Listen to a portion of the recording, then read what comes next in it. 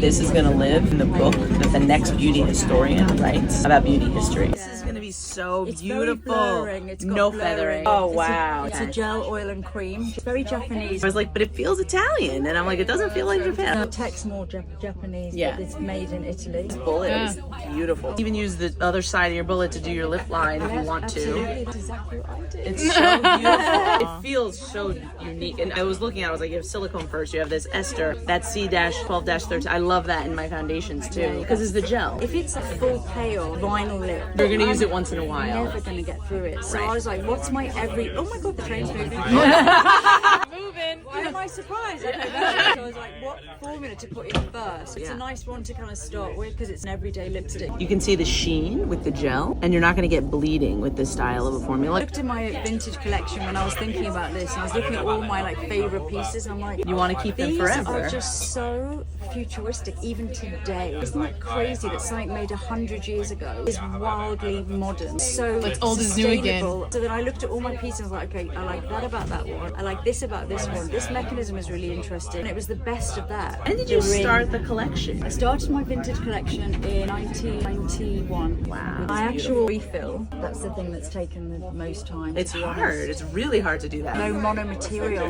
zero plastic. You can recycle The the whole refill. thing. This is like a Wow. canned drink, 100% aluminum. Getting the refill and it feels as luxury as your, first of all, this weighted. This is custom. yeah. This is Yeah, gorgeous. this is all custom. Yeah. Everything. How long did it take? 5 years. Wow. This Surprises. shortcuts, right? No, not when you want greatness. It's historical and it's art. Definitely feeds into like, all my great passion. It's going to do a refillable lipstick. This is 5 years ago. I bought all the refillable lipsticks. There were some lovely ones out there. Every time I've got the refill, oh, it's all plastic inside. Oh, this bit's plastic. Can I not recycle this bit then? And they were like, no, you can't.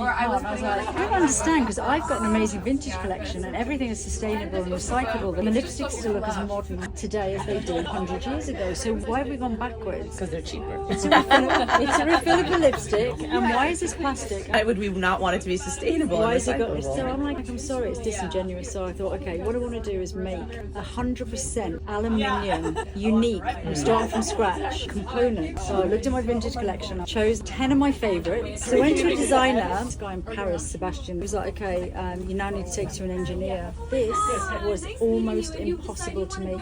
This was supposed to launch a year ago. My idea was that this union between the past, which is this, and something which is incredibly futuristic, and this should be the future. It really should. This to me is true luxury because I love the beauty industry. We don't want it to destroy our But world. we are going a bit nuts. Why don't we just have something that is genuinely 100% recyclable? It's very smart. But this and wasn't wonderful. easy. And now I know why no one did it. Because even towards the second, third year, they said, if we just put a little magnet in it, it's like, but it won't be recyclable. I guess it's the twist mechanism that they were really struggling Yeah, with. that's what's tortured me for 5 years. But it's worth it. How does it feel now that it's launched?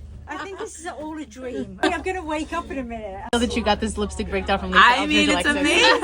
I'm so pleased you like them. Yeah, we're swatching Lisa Eldridge's gel-based refillable lipsticks. On the Pullman train. It's a party. Take the entire thing and recycle it. It's never been done before. Custom formula, custom bullet, custom cup. The first time we see zero plastic. Even the cap. Usually 99% of the time, this is plastic. Lisa, which is the most popular shade, like a nudie pink. This is the shade Lisa. Simone looks like she's a treat. This is gorgeous. This is fall in a tube. And then this is the red I'm wearing, 186. She's beautiful.